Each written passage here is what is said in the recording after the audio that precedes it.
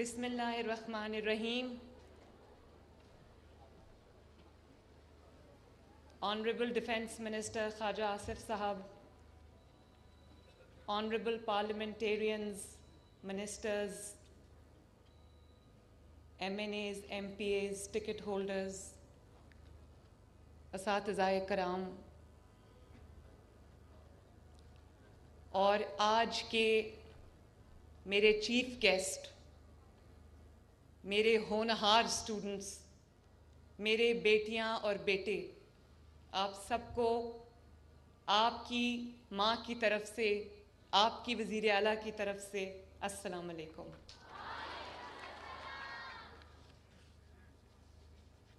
बच्चों, आप सबको बहुत बहुत बहुत मुबारक हो।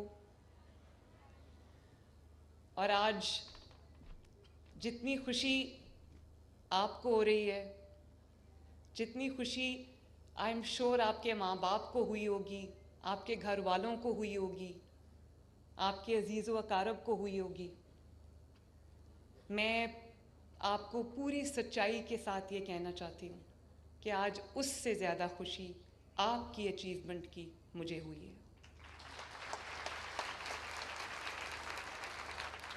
और इतनी सारी बेटियों को माशाल्लाह स्कॉलरशिप्स लेते हुए देखकर मेरा गर्ल पावर पे जो यकीन है वो और ज़्यादा बढ़ गया है। शाबाश बच्चों, शाबाश। देखो, अभी आपको राना सिकंदर जो हमारे एजुकेशन मिनिस्टर हैं, बहुत हैंड्स ऑन हैं, हार्ड वर्किंग हैं, हर वक्त आपके दरमियान रहते हैं।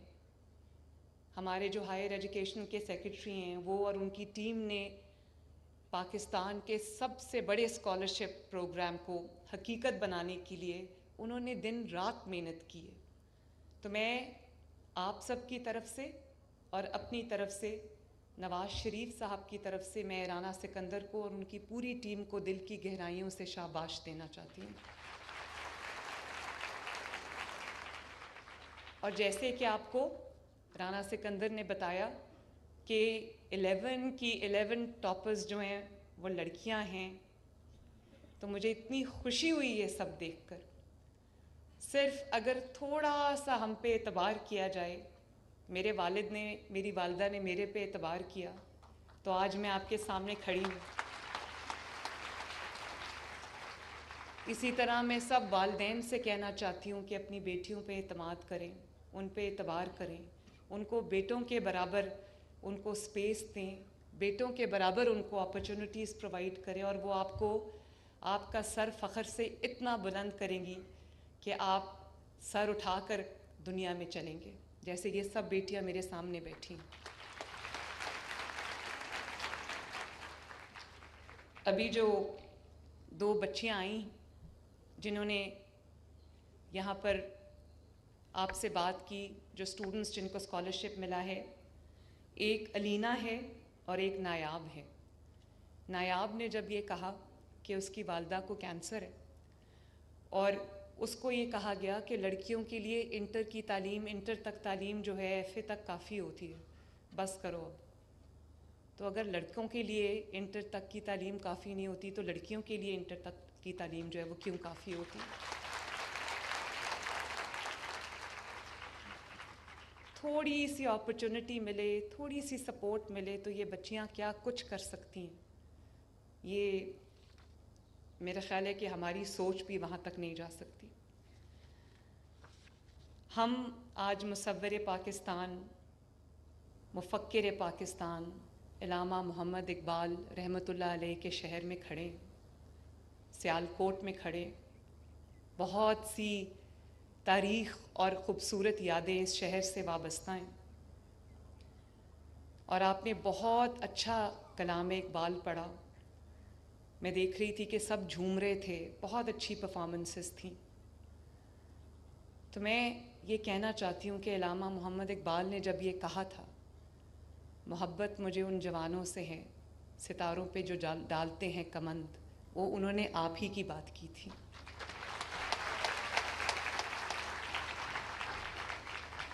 और वो जो अभी आपकी वाइस चांसलर ने कहा कि जवानों को पीरों का उस्ताद कर, वो भी उन्होंने आप ही की बात की थी। तो ख्वाजा आसिफ साहब ने उसका ट्रांसलेशन मुझे बैठे बैठे ये किया कि जो बुज़ुर्ग हो जाते हैं ना, तो वो उनको पीर कहा जाता है और नौजवानों को उनका उस्ताद कहा जा रहा है।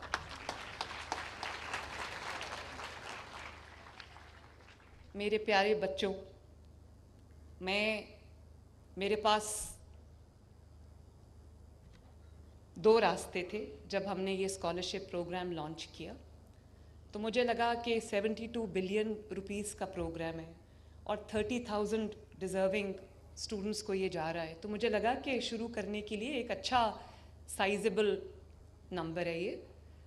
तो जब मैं आपके पास आई, मैं मुल्तान गई, मैं बहावलपुर गई, मैं सरगोदा गई, मैं लाहौर में पंजाब यूनिवर्सिटी में गई।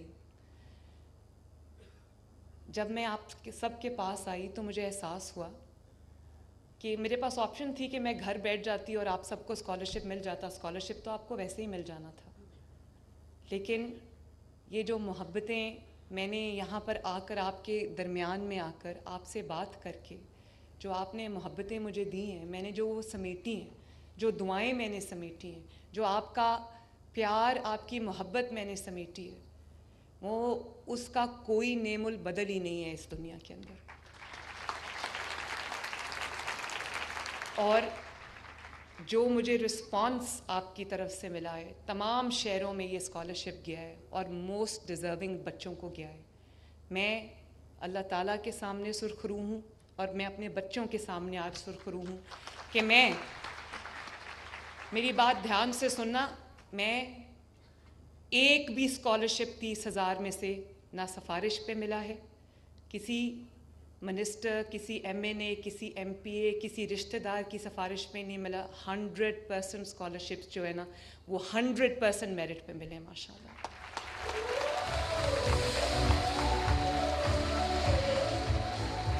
और आपकी जो वाइस चांसलर हैं, इनकी भी जब अपॉइंटमेंट थी, पहली बार मैंने पर्सनली तमाम कैंडिडेट्स को इंटरव्यू करके जो मुझे बेहतरीन कैंडिडेट आपके लिए लगा, उसको मैंने अपॉइंट किया एज वाइस चांसलर। और मैं, क्योंकि आपने मेरी अकाउंटेबिलिटी करनी है, मैं आपके सामने खड़ी हूँ, मैं आपको ये कहना चाहती हूँ कि मुझे तकरीबन 11 माह हो गए हैं चीफ मिनिस्टर्स ऑफिस में। मैं, अल्लाह ताला का शुक्र है कि एक भी अपॉइंटमेंट, चाहे वो सिविल एडमिनिस्ट्रेशन में हो, पुलिस में हो, सेक्रेटरीज़ की हो, कॉलेजेस में, यूनिवर्सिटीज़ में हो, एक भी अपॉइंटमेंट मैंने आज तक सिफारिश पे नहीं की, क्योंकि ये मेरा ज़ाती कारोबार नहीं है जहाँ पे मैं जो चाहूँ करूँ। ये सब आपकी अमानत है और अल्लाह ताला को मैं इसकी जवाब दे हूँ, पाकिस्तान के, पंजाब के अवाम को इसकी जवाब दे हूँ। ये मेरे बहुत मोहतरम मिनिस्टर्स भी तशरीफ़ रखते हैं, MNAs भी तशरीफ़ रखते हैं, MPAs भी तशरीफ़ रखते हैं। मुझे इनकी बहुत कदर है। इन्होंने बुरे वक्त में हमारा साथ दिया है, पाकिस्तानी है ये, लेकिन कभी कभी ये मेरे से नाराज़ हो जाते हैं क्योंकि इनके ऊपर भी हलकों में प्रेशर आता है कि ये अपॉइंटमेंट करवा दें, ये पुलिस में SHO लगवा दें। लेकिन मैं इनकी नाराज़गी मोल ले लेती हूँ, लेकिन मैं हमेशा ये सोचती हूँ कि मैंने अल्लाह ताला को और पंजाब के अवाम को जवाब देना है।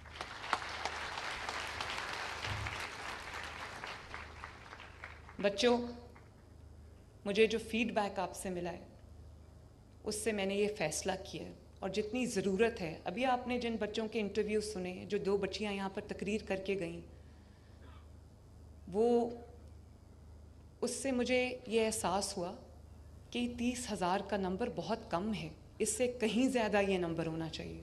तो अब, और ये फर्स्ट ईयर के स्टूडेंट्स को मिल रहा है, तो मुझे बच्चों ने कहा कि सेकंड ईयर के स्टूडेंट्स को क्यों नहीं मिल रहा, थर्ड ईयर के स्टूडेंट्स को क्यों नहीं मिल रहा, क्योंकि वो भी बहुत डिज़र्विंग बच्चे हैं। तो मैंने अब ये फ़ैसला किया है, मैंने राना सिकंदर को ये कह दिया है, और बहुत जल्द इंशाअल्लाह ताला ये स्कॉलरशिप जो है ये सेकंड ईयर के बच्चों को भी मिलेगा, थर्ड ईयर के बच्चों को भी मिलेगा। और इंशाअल्लाह ताला आने वाले दिनों में जो अब नया बजट आएगा उसमें 30,000 से इसकी तादाद को बढ़ा के मैं 50,000 करूँगी इंशाअल्लाह। और सबसे खूबसूरत यादें जो मैं आपके पास से लेके जाती हूँ ना, वो तब होती हैं जब आप मुझे माँ कह के बुलाते हो। क्योंकि मैं भी आपको एक माँ की नज़र से देखती हूँ, जुनैद, मेहरुन्निसा और मानूर की नज़र से देखती हूँ। जिस तरह मैं उनको देखती हूँ उस तरह मैं आपको देखती हूँ। और जब आप मुझे माँ कह के बुलाते हो तो आप ये जानते हो ना कि आप मेरे साथ एक ऐसा रिश्ता कायम कर लेते हो जो जिस रिश्ते को कभी ज़वाल नहीं है, जो रिश्ता कभी नहीं टूटेगा, क्योंकि वो खून का रिश्ता है, क्योंकि वो एक माँ और बच्चे का रिश्ता है।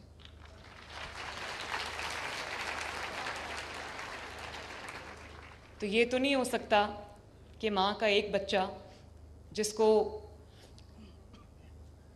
सहूलतें मैसर हैं, जो अफोर्ड कर सकता है, वो तो लम्स यूनिवर्सिटी में पढ़े, किसी अच्छे मेडिकल कॉलेज में पढ़े, किसी अच्छी प्राइवेट यूनिवर्सिटी या प्राइवेट कॉलेज में पढ़े, और माँ का दूसरा बच्चा जिसको वो सहूलियात, वो वसाइल, वो अपॉर्चुनिटीज़ मुहैया नहीं है, वो तालीम से महरूम रह जाए। ये नहीं हो सकता।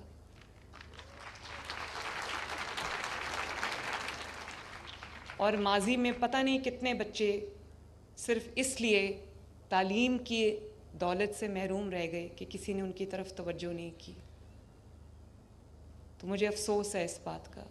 जो हो गया वो हो गया। इंशाअल्लाह ताला मेरी कोशिश ये होगी कि पंजाब में हर बच्चा जो डिज़र्विंग है, लायक है, पढ़ना चाहता है, मेरिटोरियस है, उसको तालीम के वो मौक़े मिलें बग़ैर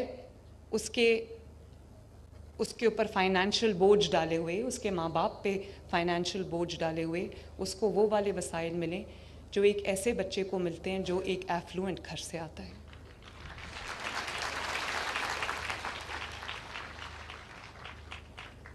बच्चों, किसी भी कौम की तरक्की उसकी अहलियत पर डिपेंड करती है, इस बात पे डिपेंड करती है कि उस कौम के जो अफराद हैं उनकी तालीम का मेयार क्या है, वो कितने पढ़े लिखे हैं। और पाकिस्तान के ऊपर ये बात इसलिए भी ज़्यादा रेलेवेंट है पाकिस्तान पे, क्योंकि पाकिस्तान में जो अब आबादी है वो 65% जो है वो यूथ है। 65% आप लोग हो। और यही वजह है कि नौजवान इस वक्त मेरी नंबर 1 प्रायोरिटी, क्योंकि जो फाइनेंशियल बैकग्राउंड्स हैं उनको भी इम्प्रूव करने के लिए मैं दिन रात काम कर रही हूँ, ताकि जो पाकिस्तान में इस वक्त बहुत पॉजिटिव चेंज आ रहा है, पाकिस्तान की जो मईशत डोल रही थी, डूब रही थी पिछले 5-6 साल, वो अब बेहतरी की तरफ जा रही है। सारे इकोनॉमिक इंडिकेटर्स इम्प्रूव कर रहे हैं। महंगाई 38% से 4-5% पे आ गई है। फॉरेन रिजर्व्स आपके बेहतर हो रहे हैं, जो आपकी रिमिटेंसेस हैं वो बेहतर हो रही हैं। स्टॉक मार्केट ने रिकॉर्ड तोड़ दिए हैं। तो मैं ये चाहती हूँ कि इसका जो समर है, इसका समर वो आप सबके घरों तक पहुँचे। आपके वालिदैन का बोझ है वो कम से कम उन पे पड़े, और वो सारा बोझ जो है अल्लाह करे मैं उठा लूँ।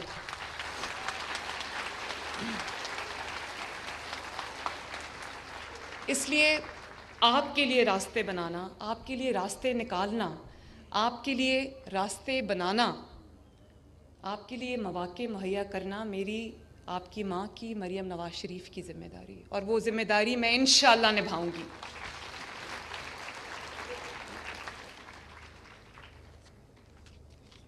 बच्चों, जो मैंने फ़ैसला किया, आजकल मौसम ख़राब होता है, धुंध होती है लाहौर से, तो टेक ऑफ करना कई दफ़ा मुश्किल हो जाता है, लैंडिंग करना बहुत मुश्किल हो जाता है। कई बार ऐसा होता है कि मौसम की ख़राबी की वजह से इंतज़ार भी करना पड़ता है। वो कहते हैं कि ट्रैवल नहीं हो सकता। लेकिन अल्लाह का शुक्र है कि मैंने जो फ़ैसला किया कि मैं ख़ुद जाके आपसे मुलाकात करके, आपके मसाइल सुन के, आपको देख के, आपके चमकते दमकते अचीवर्स के चेहरे देख के मैं ये स्कॉलरशिप्स आपके हाथ में पकड़ाऊँगी। तो मेरा ख़्याल है वो फ़ैसला अल्लाह ताला ने बहुत अच्छा मुझसे ये फ़ैसला करा दिया, वरना इस मोहब्बत से मैं महरूम रह जाती। क्योंकि ये मोहब्बत, ये मेरी पूरी ज़िंदगी की कुल कमाई है, मेरा असासा है। और अभी मैं गई हुई थी बहावलपुर परसों, तो एक बच्ची आई, वो मेरे भाग के मेरे गले लग गई और बहुत बुरी तरह उसने रोना शुरू कर दिया। वो कांप रही थी जब मैं बाहर जा रही थी प्रोग्राम ख़त्म करके। तो मैंने सोचा कि पता नहीं इसको क्या मसला होगा, इसके खुदा न खास्ता घर में कोई बीमारी होगी जिसका इलाज का वसाइल नहीं है। तो मैंने कहा बेटा आप क्यों रो रही हो, क्या बात है? तो कहने लगी बस मैंने आपको गले लगाना था।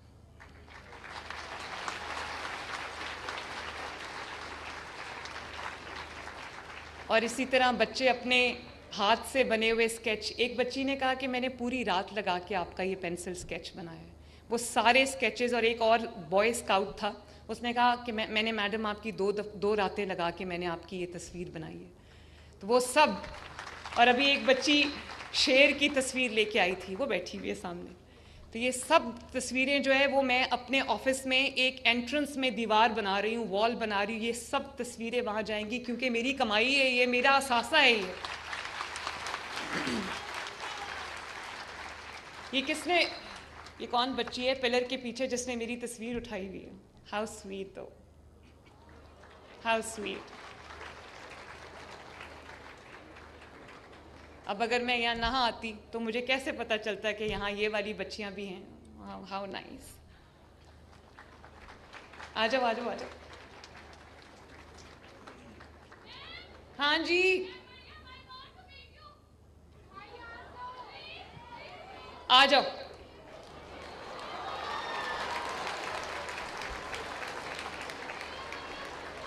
अगर स्टेज टूटने का डर ना हो तो मैं कहूँ सब स्टेज पे आ जाओ।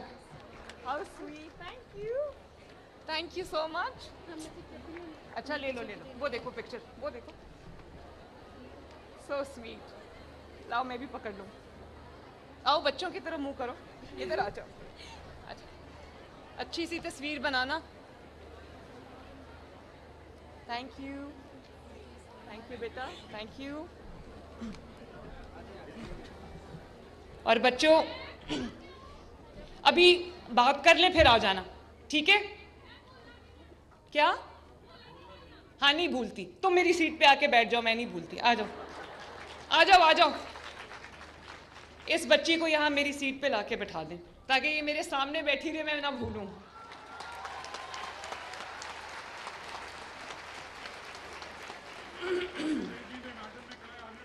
आने दें सिक्योरिटी प्लीज, खुदा के वास्ते आप हट जाएं रास्ते में से।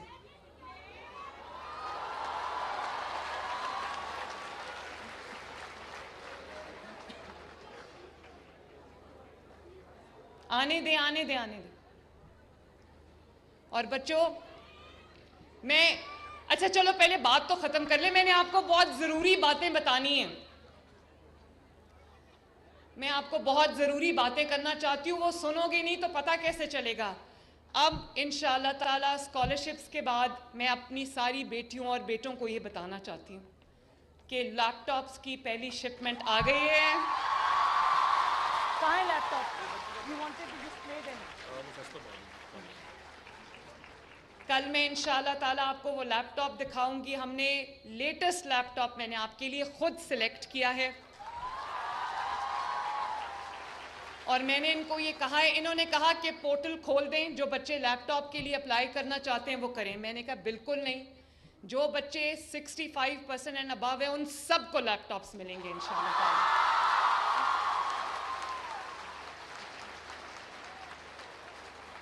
क्योंकि मुझे बच्चों, वही वो बच्ची कहाँ गई जिसने इधर बैठना था? तो इधर ले आओ ना। नहीं मेरी सीट पे बैठो। So sweet। देखो मैं तुम्हें भूली नहीं। तो इंशाल्लाह ताला अब नेक्स्ट टाइम जब मेरी आपसे मुलाकात होगी तो मैं लैपटॉप्स लेके आऊँगी, क्योंकि मुझे पता है कि आपको लर्निंग एड्स चाहिए, आपको अपनी असाइनमेंट्स पूरी करने के लिए आपको लैपटॉप्स की ज़रूरत है। और मैं चाहती हूँ कि आप अपना हर काम जो है आपका वो रिसर्च बेस्ड हो, आपका जो इल्म है उसका दायरा वसी हो, नॉलेज आप गेन करो। तो इसलिए मैं ये सोच रही थी कि मेरे बच्चों को लैपटॉप्स की ज़रूरत है। मैं लैपटॉप्स लेके आ रही हूँ आपके पास इंशाल्लाह ताला। और ये भी मैं आपको बताऊं कि मैं बहुत जल्दी 1 लाख इलेक्ट्रिक बाइक्स भी बच्चों और बच्चियों को देने जा रही हूँ, और 100% फ्री, ताकि आपको अपने कॉलेज या अपने यूनिवर्सिटी आने जाने के लिए आपको किसी की मिन्नत ना करनी पड़े कि भाई मुझे प्लीज़ छोड़ाओ।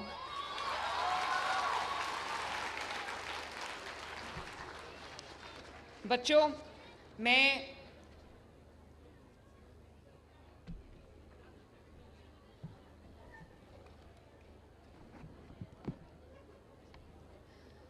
मैंने जो मोहब्बतें आपसे समेटी हैं, अब मैं एक बात बहुत ज़रूरी करने लगी हूँ सब पाकिस्तानी, क्योंकि पाकिस्तान का झंडा आप सब के हाथ में। मैं जब सरगोदा गई तो मैंने वहाँ पर बच्चों के साथ, आपने देखा मैं खड़ी होकर वो मिली नगमा जो मेरा बहुत फेवरेट है, ये वतन तुम्हारा है तुम हो पासबां इसके, मैं जब भी वो नगमा सुनती हूँ तो मेरी आंखों में आंसू आ जाते हैं। तो वो बच्चे जब पढ़ रहे थे, उनको किसी ने बताया कि मरियम को ये बहुत पसंद है, तो वो बच्चे जब पढ़ रहे थे मैं भी उनके साथ चली गई, मैं पढ़ने लगी। तो सरगोदा के बाद जब मैं बहावलपुर गई तो वहाँ पर बच्चों ने मेरी तकरीर को इतने गौर से सुना हुआ था, स्टूडेंट्स ने, कि उन्होंने कहा कि मैडम हमने आपके लिए एक सरप्राइज़ प्रिपेयर किया है। मैंने कहा क्या सरप्राइज़ है वो? तो उन्होंने कहा आपने हमें मैसेज दिया था कि ये वतन तुम्हारा है तुम हो पासबां इसके, तो हमने जो वर्जन उस तराने का आपके लिए प्रिपेयर किया है वो ये है, ये वतन हमारा है हम हैं पासबां इसके। तो मैं एक एक बच्चे से जो यहाँ बैठा हुआ है, मैं उससे बेटी से जो बैठी हुई है, मैं ये कहना चाहती हूँ कि ये वतन आपका है, आप इसके पासबान हो। इस वतन का जो झंडा है वो आपके हाथ में है, इस वतन को आगे आपने लेके बढ़ना है। मैं चाहती हूँ कि वो प्रेशर ऑफ जो रिस्पॉन्सिबिलिटी आपके ऊपर बतौर पाकिस्तानी, आप उसको फील करो। आप ये देखो कि एक एक बच्चा अगर पाकिस्तान बन के सोचेगा तो ये पाकिस्तान किधर जाएगा। और मैंने जो ये मोहब्बत आपसे अर्न की है, वो मैंने क्यों अर्न की है? क्योंकि आपको ये एहसास हुआ है कि आपके मेरिट को किसी ने अप्रिशिएट किया है, किसी ने आपको सेलिब्रेट किया है, किसी ने आपको ओन किया है।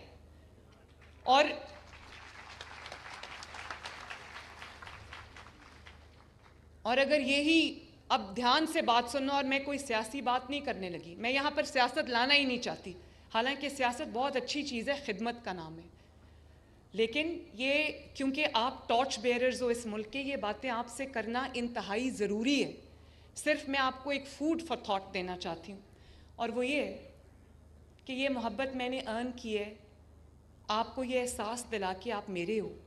आप अगर पाकिस्तानी हो, पंजाब में रहते हो, तो आपकी स्टेट, आपका सूबा, आपकी चीफ मिनिस्टर, आपकी हुकूमत आपकी है और आपको ओन करेगी, आपके मेरिट को ना सिर्फ एक्नॉलेज करेगी बल्कि उसकी ऐसे खुशी मनाएगी जैसे जुनेद मेरा बेटा जो अगर वो कहीं से कुछ जीत के आता है तो मैं वो उसके गले में डालने के लिए फूलों का हार लेके खड़ी हूँ। इसी तरह ये स्कॉलरशिप्स वो फूलों के हार हैं जो मैंने आपके गले में डाले हैं।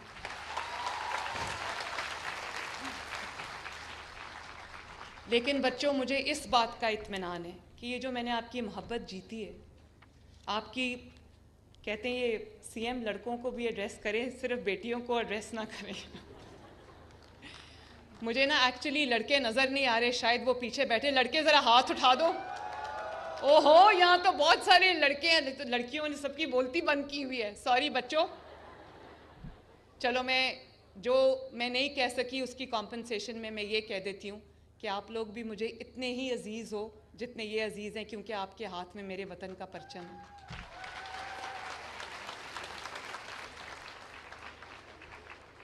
तो मैं ये कह रही थी कि ये मोहब्बतें जो मैंने समेटी हैं, ये मैंने आपके मेरिट को सेलिब्रेट करके, आपको स्कॉलरशिप्स दे के, आपको इस चीज़ का एहसास दिला के कि आप मेरी ज़िम्मेदारी हो, आप मेरे हो। मैंने ये मोहब्बतें आपको ये दर्स दे के नहीं समेटी, मैं आज सुकून की नींद सोती हूँ।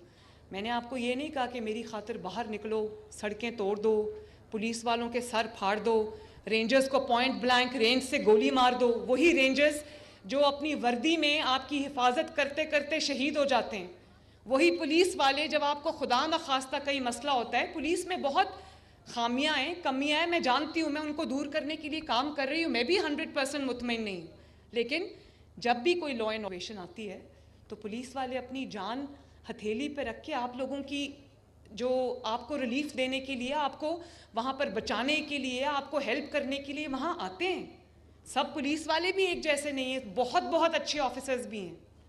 इसी तरह तो मैं हर दफ़ा ये बात सुनाती हूँ, जब खैबर पख्तूनख्वा हुकूमत की तरफ से पंजाब हुकूमत पे हमला हुआ तो उस दिन हम लोग, हमारी जो पुलिस डिप्लॉयड थी, रेंजर्स डिप्लॉयड थे, उनमें से 4 रेंजर्स की जान गई, पुलिस वालों की जान गई, उनको शहीद किया गया।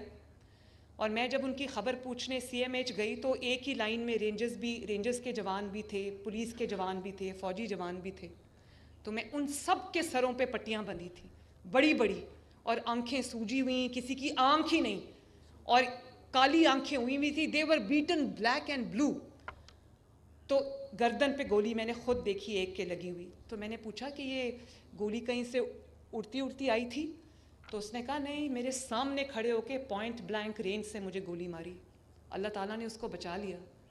और वो कोई बहुत बेचारे, कोई आसूदा हाल, कोई अमीर लोग नहीं थे, गरीब माँ बाप के बच्चे थे जो आपकी हिफाजत के लिए वहाँ ड्यूटी कर रहे थे। तो जब उनके सरों पे मैंने पट्टियाँ बंधी देखी तो मैंने पूछा, मैंने कहा कि ये हर किसी के सर पे पट्टी क्यों बंधी? और आंखें नीली हुई हुई हैं, और इतनी बड़ा इतना सूजा हुआ था मुंह सबका, विदाउट डिस्क्रिमिनेशन। तो मैंने पूछा ये क्या हुआ है? तो उन्होंने कहा कि कीलों वाले डंडे से हमारे सरों पे मारा गया और हमारी जो स्कल्स हैं वो फ्रैक्चर हो गई, खोपड़ियाँ तोड़ दी हुई थी उनकी। कोई कौम अपनी लॉ इन्फोर्समेंट एजेंसीज के साथ ये सलूक करती है? देखो, हम सब डिफरेंट पॉलिटिकल जो फ़िलासफ़ीज़ में यकीन रखते हैं, डिफरेंट पॉलिटिकल क्रीड्स में यकीन रखते हैं। हमारी किसी की, अव्वल तो मैंने स्कॉलरशिप देते हुए कोई बच्चा अगर खड़ा होकर ये कह दे कि मैंने ये पूछा है कि तुम कौन सी पार्टी से बिलोंग करते हो, एक सवाल मैंने नहीं किया।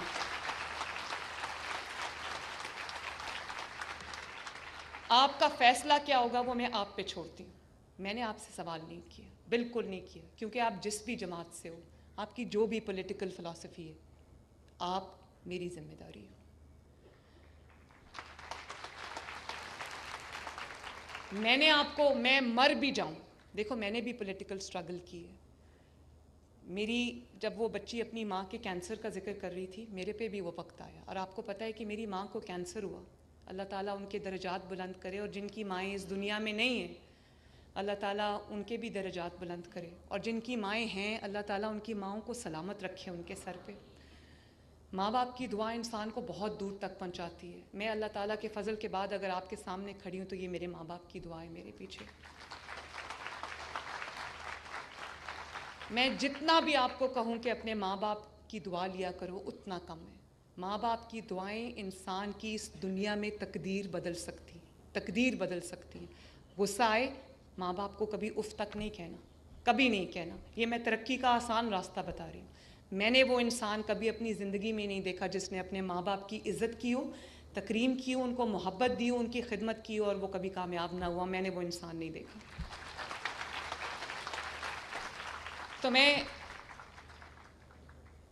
ये समझती हूँ कि आपके ऊपर एक बहुत बहुत बड़ी ज़िम्मेदारी है। मैंने भी जब अपनी माँ का मैं ज़िक्र कर रही थी तो मेरे माँ के गुज़र जाने की ख़बर मुझे, मैं अडयाला जेल में कैद थी अपने वालिद के साथ। वालिद कुछ दूर थे मेरे से, तो वहाँ पर मुझे मेरे वालिद ने ही आकर मेरी माँ के गुज़र जाने की ख़बर दी। मैंने तो किसी को, नवाज शरीफ की बीवी चली गई, उनकी 47 इयर्स का उनका साथ था। मेरी माँ चली गई, वो कैंसर से वहाँ मर रही थी, लेकिन मुझे जाने की इजाज़त नहीं थी। और मैं ये भी आपको बताऊँ, मैं 2 दफ़ा कैद में रही हूँ। एक दफ़ा अडयाला जेल में 5-6 महीने, और एक दफ़ा कोट लखपत में डेथ सेल में, बग़ैर कुछ किए मेरे बच्चों, डेथ सेल में 50 डिग्री टेम्परेचर में मैं 5-6 महीने कैद रही। सॉलिटरी कन्फाइनमेंट, किसी को मुझसे मिलने की इजाज़त नहीं थी। मेरे पास जानमाज़ थी और मैं थी। मैं कभी नहीं रोई। मुझे नहीं पता था कि मेरी किस्मत में अल्लाह ताला ने क्या लिखा है, लेकिन मुझे ये ज़रूर पता था कि अल्लाह ताला मुझे जिन दुश्वार रास्तों से गुजार के लेके जा रहा है, ये बिला वजह नहीं है। मैं अपने मुखालिफिन का शुक्रिया अदा करना चाहती हूँ जिन्होंने मुझे उन मुश्किलात में डाला। आज अगर वो मुश्किलात मैंने ना बर्दाश्त की होती तो मैं आपके सामने ना खड़ी होती।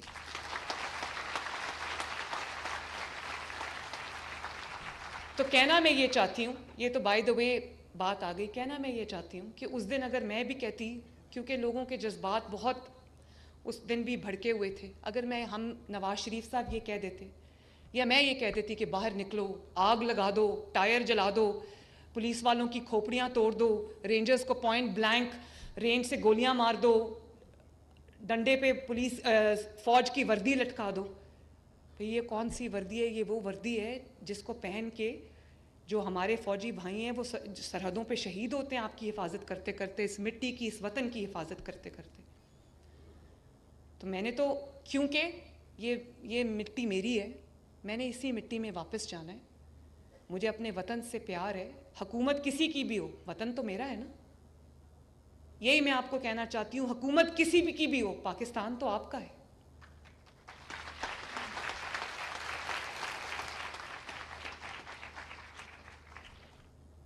और आजकल बहुत से नौजवानों के ठेकेदार बने हुए हैं, मैं नाम किसी का नहीं लेना चाहती, लेकिन उन ठेकेदारों ने क्या तालीम दी बच्चों को? उनको कहा कि जाओ स्टेट से, मुल्क से लड़ जाओ, ग्रीन बेल्ट्स को आग लगा दो, मेट्रो बस के स्टेशन, वो मेट्रो बस आपके लिए बनाई हुई है, वो मेट्रो बस को तोड़ दो, उसके जंगले तोड़ दो, शीशे तोड़ दो। फिर आप देखो, जब से मैं चीफ मिनिस्टर बनी हूँ ना, कई बार खैबर पख्तूनख्वा की हुकूमत की तरफ से हमला हुआ है पंजाब के ऊपर, और सब काम छोड़ के मैं पंजाब की हिफाजत करने पे बैठ जाती हूँ, और उसमें कई लोग शहीद हुए। क्यों ये इनकी जानें गई हैं बिला वजह? तो मैंने तो कभी अपने बच्चों को नहीं कहा कि हाँ इख्तलाफ रखो, वो आपका हक है, लेकिन इख्तलाफ में, सियासी इख्तलाफ रखते रखते तहजीब का, तमीज़ का और लॉजिक का दामन हाथ से नहीं छूटना चाहिए। लोगों को ये कहना वो चोर जा रहा है, इसको पकड़ लो, ये चोर है, झूठे इल्ज़ाम लगा दिए, बोतान तराशी कर दी, लोगों की जलसों में खड़े होकर लोगों की बेटियों की इज्जत उछाली। अब यहाँ पर सब बेटियाँ बैठी हैं, मेरा नाम लेके जलसों में मुझे आवाज़ें कसी गई, तो मुझे तो कोई फ़र्क नहीं पड़ता। पॉलिटिशियंस जो होते हैं वो बड़े सख्त जान होते हैं, लेकिन आप जो बच्चे बैठे हुए हैं, ये लड़के बैठे हुए हैं, आप बच्चों को क्या मैसेज दे रहे हो कि अपनी जो माएँ बहनें बेटियाँ हैं उनको इस तरह रास्ता चलते चलते आवाज़ें कसनी? और मुझे कहा, अब एक एक्सप्लेन करने के लिए मैं आपको एक देती हूँ मिसाल। हमें कहा कि चोर चोर, खा गए, लूट गए, यही 5 साल हम सुनते आए हैं। बोहतान लगाए, सबूत एक भी नहीं दिया, वो एकामा पे निकाल दिया। भाई इतनी चोरी की थी तो लाते हैं ना लोगों के सामने। जो चोर 10 महीने मेरे बच्चों में अपने वालिद के साथ अपनी बीमार माँ को छोड़ के नैब की अदालतें, मैंने तकरीबन 150 पेशियाँ भुगती। एक दिन मैंने नहीं कहा मैंने जवाब नहीं देना। जब अदालत बुलाती थी मैं जाती थी। अभी सोए हुए उठते अदालत नहीं जाते और कहते फैसला मेरे खिलाफ आएगा। एक मैं मिसाल आपके सामने, दूसरों को चोर कहते थे ना, मुझे चोर कहा है, अपनी आप बीती सुना रही हूँ। मेरे ख़ानदान को चोर कहा, अल्लाह ताला के फजल से एक पाई कभी साबित नहीं कर सके। हालांकि पाकिस्तान का कोई मंसूबा उठा के देख लो, चाहे वो मोटरवे हो या वो मेट्रो बस हो या वो ऑरेंज लाइन हो या वो सड़कों के वो जाल हों जो पूरे पाकिस्तान में बिछाए हुए हैं, या वो बिजली 14,000 मेगावाट बिजली के कारखाने हों, कुछ भी उठा के देख लो, ये सब चीज़ें नवाज शरीफ की बनाई हुई हैं, पाकिस्तान मुस्लिम लीग नून की बनाई हुई हैं। अगर इतने बड़े बड़े प्रोजेक्ट्स बना दिए, पाकिस्तान को सजा दिया, और एक पैसा आप करप्शन का नहीं निकाल के ला सके चोर चोर कहने के बावजूद, और आपको इकामा पे निकालना पड़ा, तो आप सोच लो कि वो चोर चोर के नारे के अंदर क्या हकीकत थी। ये नारे कि घिराव कर दो, जलाओ कर दो, सर तोड़ दो, आंखें फोड़ दो, डंडे मारो, कीलों वाले पेट्रोल बॉम्ब्स उठा लो, ये कौन करता है? ये वो करता है जिसकी अपनी कारकर्दगी ये सिफर होती है। जिसके पास कारकर्दगी होती है, जिसके पास कारकर्दगी होती है मेरे बच्चों, वो कभी आपके पास आके ये नहीं कहेगा जाओ। अब अगर मैं एक लश्कर तैयार करूं और मैं कहूं कि अल्लाह ना करे कि मैंने किसी सूबे पे हमला करना है, तो फिर ये आपको लैपटॉप्स कौन देगा? अगर मैं रोज़ आपको इस बात पे उकसाऊं कि आपको पेट्रोल बॉम्ब कैसे बनाने हैं और कैसे चलाने हैं, तो आपको ये स्कॉलरशिप स्कीम कौन देगा? आपके गलियों मोहल्लों की सफाई कौन कराएगा? आपकी सड़कें कौन बनाएगा? अपना घर स्कीम कौन चलाएगा? मेरे पास तो फुर्सत नहीं है, और मेरे पास फुर्सत हो भी तो मैं कभी आपको बतौर माँ अपने बच्चे को कभी नहीं कह सकती कि उठो और आग लगा दो। अपने मुल्क को आग लगा दो। ये कोई दुश्मन कह सकता है, मां नहीं कह सकती। और देखो अपने बच्चे जो हैं सबके वो महफूज मकामात पे, food for thought my children. अपने बच्चे आसाइश में हैं, आराम में हैं, क्लब्स में जा रहे हैं, रेस्टोरेंट्स में जा रहे हैं।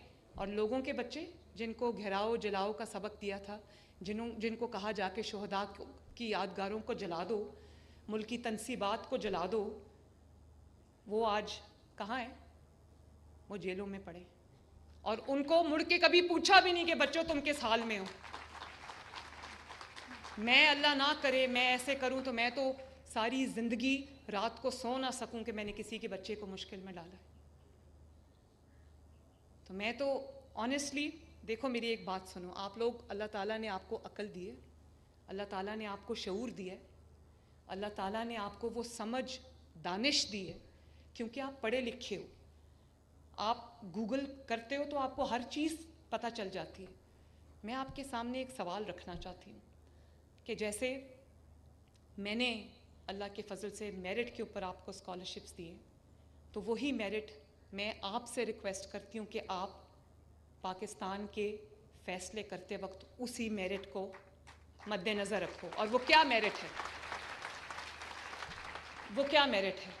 वो ये मेरिट है कि आप ये देखो कि आपके लिए काम कौन कर रहा है, आपके लिए दिन रात किसने एक किया हुआ है, कौन आपके लिए स्कॉलरशिप्स लेके आ रहा है, कौन आपके लिए लैपटॉप्स लेके आ रहा है, कौन आपके गली मोहल्लों की सफाई करा रहा है, कौन आपकी सड़कें बना रहा है, कौन आपकी इकॉनमी को जो है वो मुश्किलों से निकाल रहा है। मैं चाहती हूँ कि ये मेरिट जो है वो आप इस चीज़ के ऊपर अप्लाई करो और मैं आपको जवाब दूँ। चीफ मिनिस्टर बनने का ये मतलब नहीं होता कि इंसान बादशाह बन गया। मैं आपको सबको जवाब दूँ। मैं अपनी कारकर्दगी 10 महीने की लेके आपके सामने आई, दूसरों को भी कहो अपनी कारकर्दगी लेके आपके सामने आए।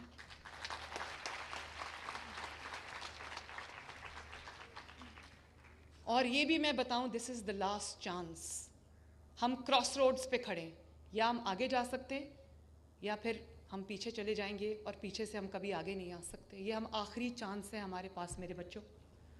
इसके बाद वो वक्त नहीं आएगा। और फैसला जो आपने करना है ना, वो आपने पाकिस्तान की 25 करोड़ आवाम को सामने रख के करना है।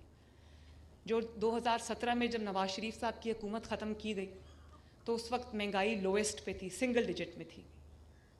वो क्या हुआ कि वो सिंगल डिजिट की महंगाई जो थी, 2 रुपये और 5 रुपये की रोटी 25 रुपये पे 30 रुपये पे कैसे चली गई? वो जो सिंगल डिजिट की महंगाई थी, ऐसा क्या हुआ पिछले 5 साल में कि वो महंगाई 38% पे पहुंच गई। 38% का मतलब जानते हो? अगर रोटी 2 रुपये से 25 रुपये की हो सकती है, बाय द वे आप सबको जान के खुशी होगी वो रोटी अब दोबारा 12 रुपये की हो गई है माशाल्लाह। और जो आपका ग्रोथ रेट था वो 5.7 पे चला गया। उसके बाद 5 साल में वो ग्रोथ रेट ज़मीन के नीचे चला गया। वो बिजली की जो लोड शेडिंग 14,000 मेगावाट बना के 22 घंटे की लोड शेडिंग को ज़ीरो किया, ज़ीरो लोड शेडिंग पे वो लोड शेडिंग वापस आ गई है।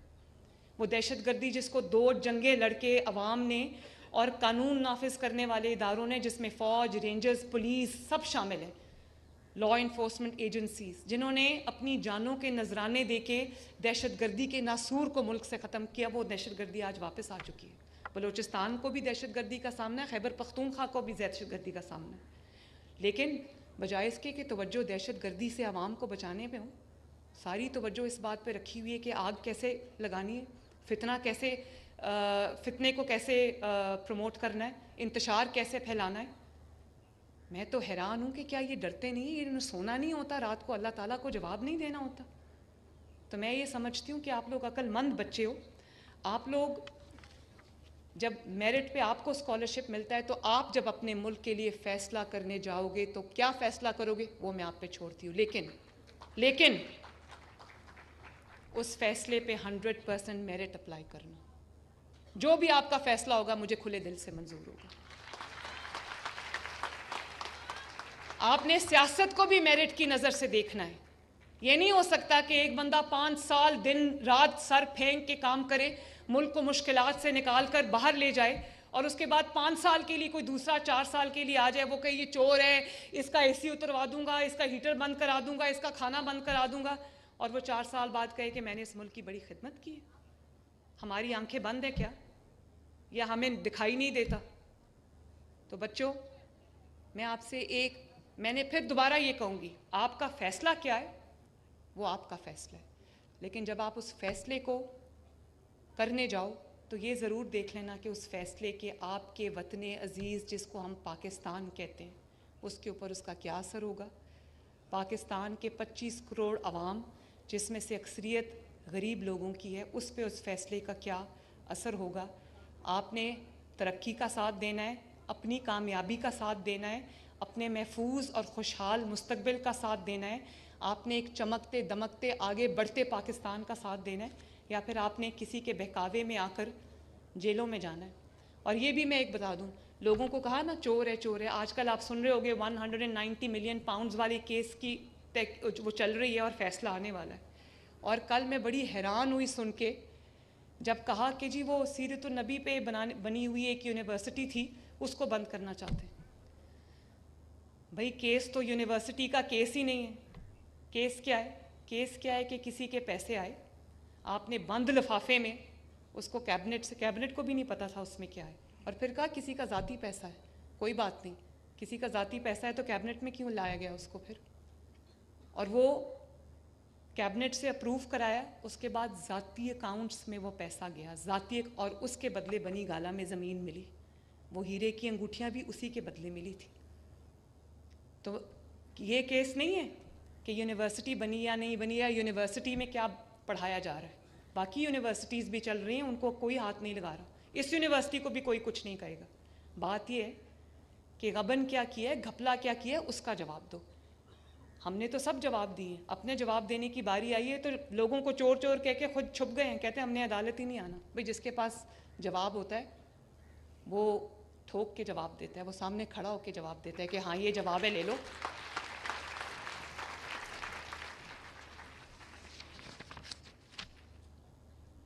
तो सवाल ये नहीं कि इस्लामिक यूनिवर्सिटी क्यों बनाई, सवाल ये कि कैसे बनाई, वो पैसा किधर गया, वो 190 मिलियन किधर गया, और किसने आपको ये इख्तियार दिया था कि वो आप किसी को साइफन ऑफ कर दें। सवाल ये, इसका जवाब दो, इसका जवाब दो, कल घर चले जाओ, सुबह घर चले जाओ, लोगों को यकीन आ जाएगा। तो मैंने एक मिसाल सिर्फ आपको इस बात की दी है।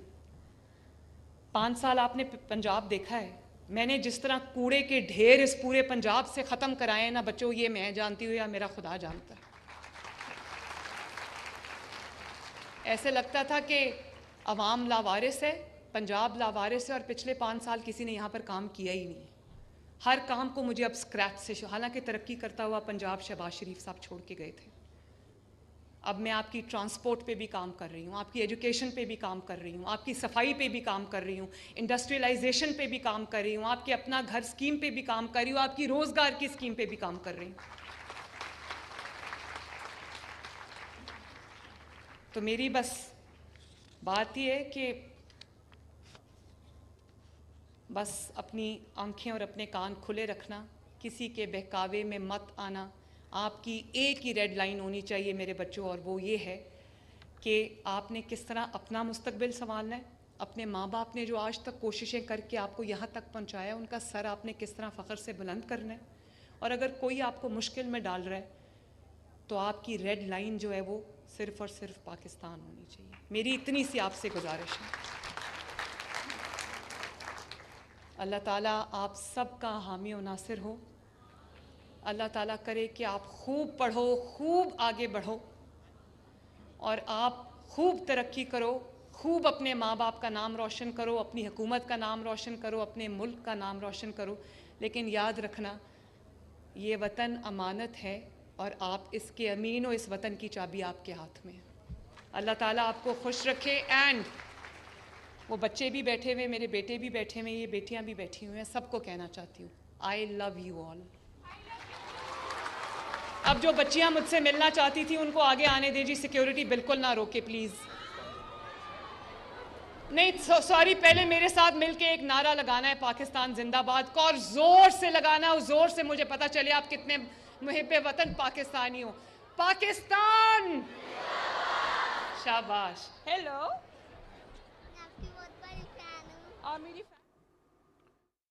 बिहार स्कॉलरशिप प्रोग्राम की तकरीब इस वक्त जारी थी। तकरीब से मरियम नवाज जो हैं वो इस वक्त खिताब कर रही थी। उन्होंने कहा कि स्कॉलरशिप हासिल करने वाले तलबा को मुबारकबाद पेश करती हूँ। मरियम नवाज ने कहा कि वजीर तालीम पंजाब बहुत मेहनत से काम कर रहे हैं। उन्होंने कहा कि हमारा पंजाब तरक्की कर रहा है, नौजवान हमारा मुस्तकबिल हैं। तमाम 30,000 स्कॉलरशिप्स मेरिट पर दी गई हैं। उन्होंने कहा कि आज तक किसी की सिफारिश पर तैनाती नहीं की है। उन्होंने कहा कि जल्द ये स्कॉलरशिप सेकेंड थर्ड ईयर के तलबा को भी दी जाएंगी। उन्होंने कहा कि नौजवानों को सहूलियात फराहम करना हमारी पहली तरजीह है। उन्होंने कहा कि पाकिस्तान की मईशत बेहतरी की जानिब गामजन है। हमारी स्टॉक मार्केट रिकॉर्ड्स तोड़ रही है। कोशिश है कि सूबे का कोई बच्चा तालीम से महरूम ना रहे।